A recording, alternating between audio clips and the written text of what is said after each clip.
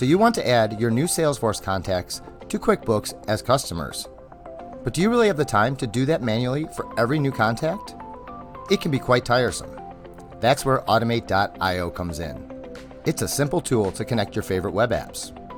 To begin, visit this page, click on the use case box, and click on the Try Now button. You will then see the Add Account screen. Here, you will add your QuickBooks and Salesforce accounts to Automate.io. Authorize these apps by clicking on the Add button and entering your credentials.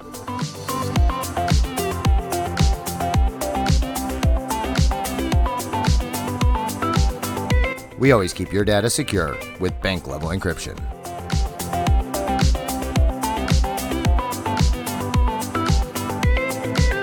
After successfully authenticating your apps, you will land on the Configure page.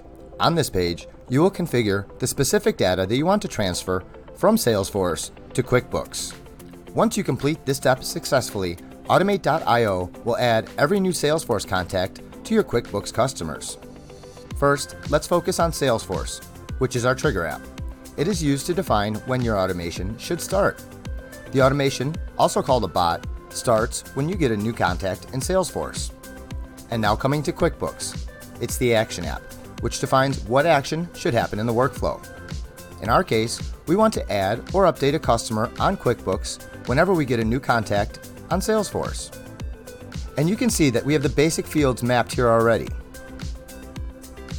However, you can add more fields like address, notes, and etc. in order to get more information. This will help you with any future campaigns that you would like to run.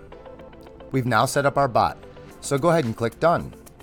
And now, let's test it out.